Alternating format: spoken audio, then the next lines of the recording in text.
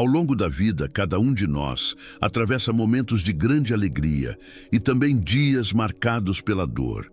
Há instantes em que sentimos nosso coração transbordar de esperança, mas também enfrentamos períodos em que a dor parece insuportável. Todos, sem exceção, enfrentam desertos, perdas e provações.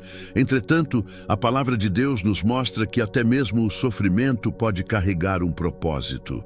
O salmista declarou em Salmos 119:71, "Foi-me bom ter eu passado pela aflição, para que aprendesse os teus estatutos."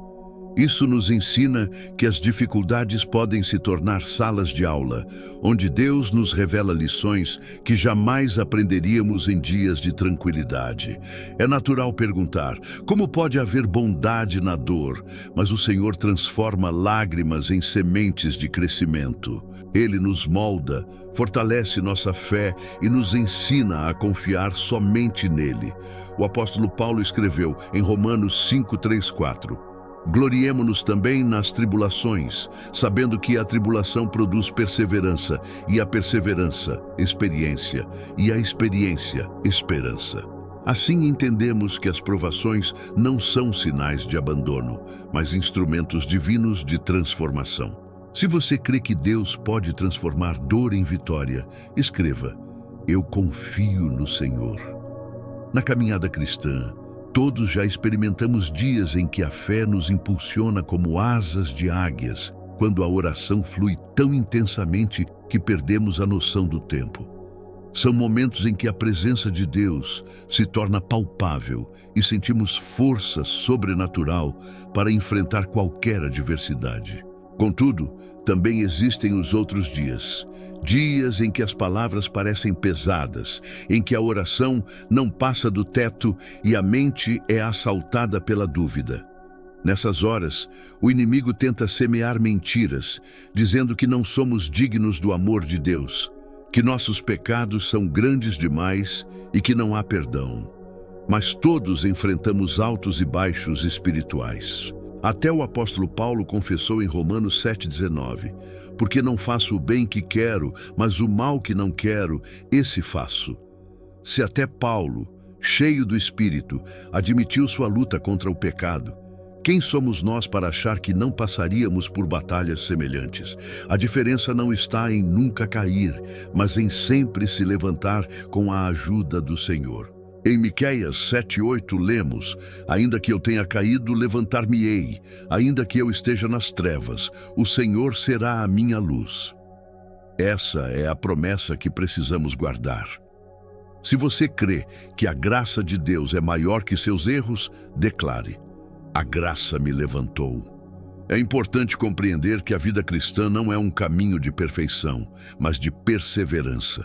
Muitos pensam que seguir a Cristo significa nunca mais errar, nunca cair.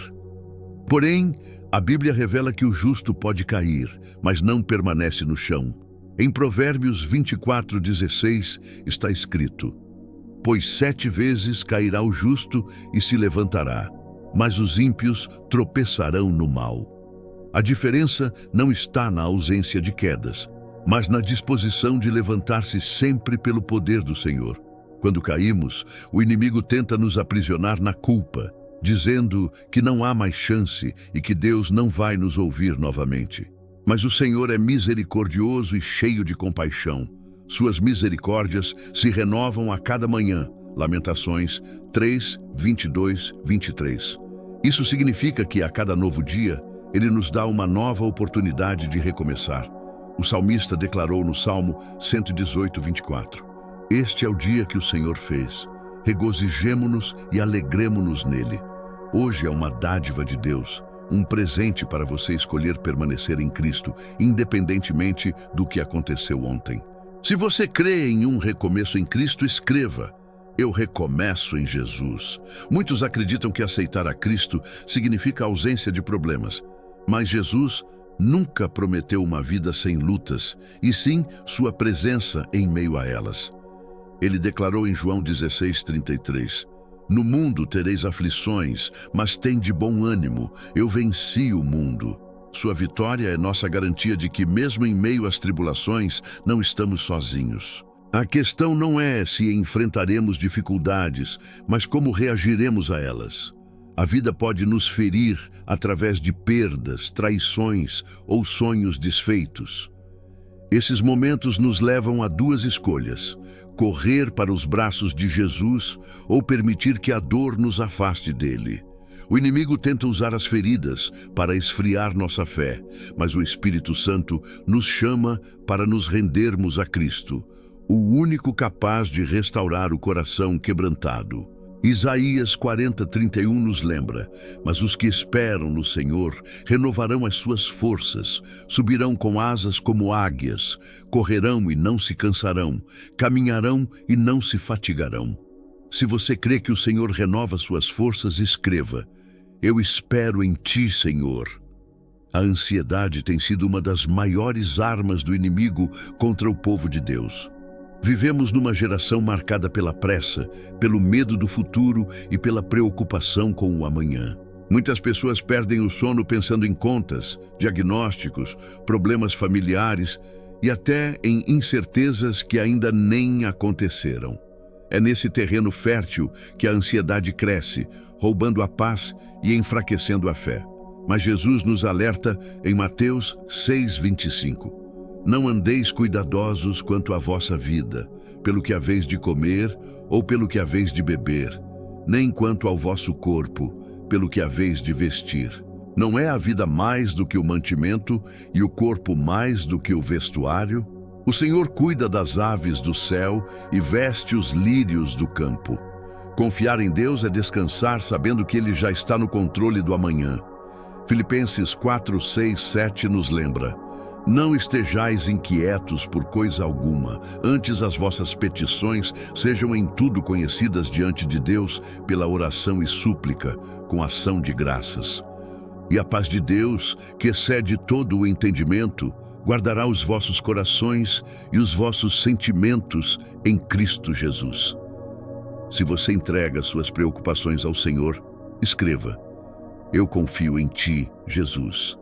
Há dias em que o coração transborda de fé, quando a oração se torna prazer e sentimos como se o céu estivesse aberto. Mas também há dias em que orar é difícil, em que a mente está dispersa e o silêncio de Deus parece distante. Esses momentos não significam abandono, mas aprendizado. O Senhor nos ensina a perseverar mesmo sem sentir. A fé verdadeira não depende de emoções, mas da confiança inabalável na palavra. Paulo aprendeu isso quando ouviu do Senhor em 2 Coríntios 12:9. A minha graça te basta, porque o meu poder se aperfeiçoa na fraqueza. É justamente quando nos sentimos fracos, incapazes e até indignos que a graça de Deus se manifesta com maior força. O inimigo tenta nos convencer de que as quedas são o fim. Mas a Bíblia afirma em Miqueias 7:8: ainda que eu tenha caído, levantar-me-ei. Ainda que eu esteja nas trevas, o Senhor será a minha luz. Se você crê que a graça do Senhor te sustenta, escreva: a graça do Senhor me levanta. O apóstolo Paulo, um dos maiores pregadores do Evangelho, não escondeu suas lutas. Em Romanos 7:19 confessou: porque não faço o bem que quero, mas o mal que não quero, esse faço. Até homens cheios do Espírito Santo enfrentaram batalhas internas.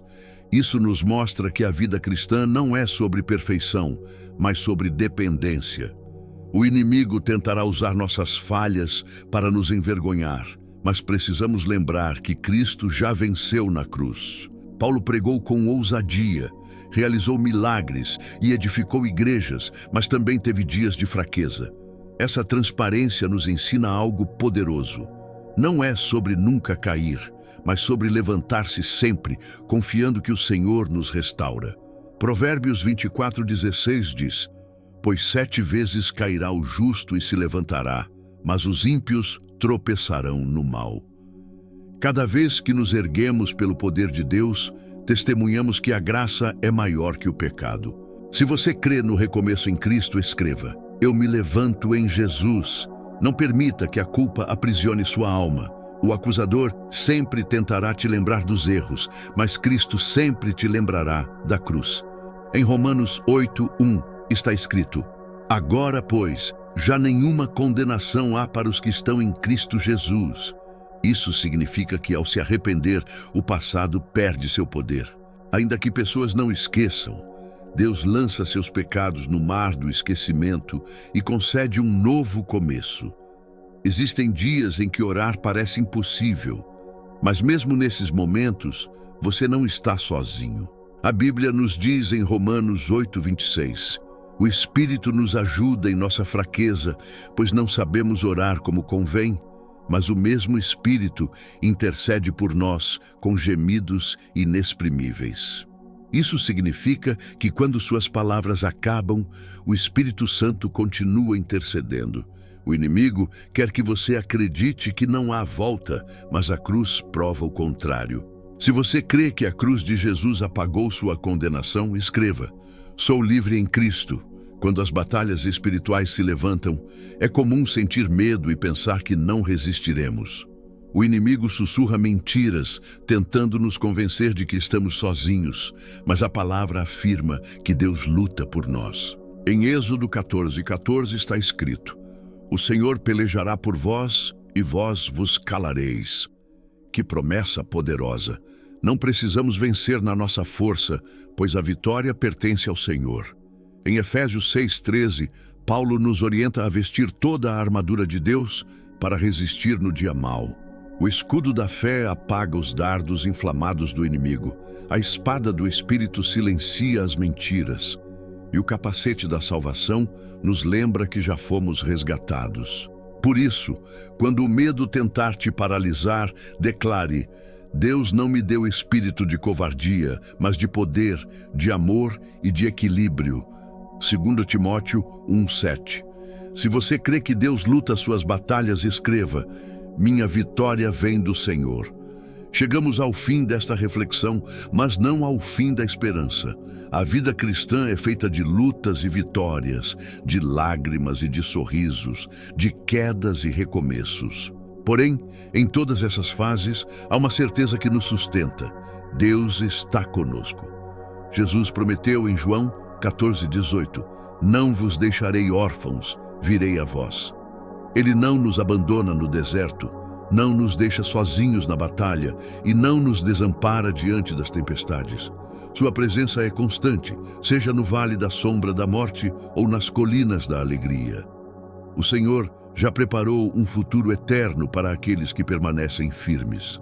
Em João 14:3, ele declarou: E quando eu for e vos preparar lugar, virei outra vez e vos levarei para mim mesmo, para que onde eu estiver, estejais vós também. Isso significa que a caminhada de fé não termina aqui. O destino final é a eternidade ao lado do Pai. Então não importa o tamanho da sua luta, lembre-se, você é amado, escolhido e guardado pelo Senhor. Se você pertence a Jesus e nunca mais quer caminhar sozinho, escreva: Eu sou de Cristo para sempre.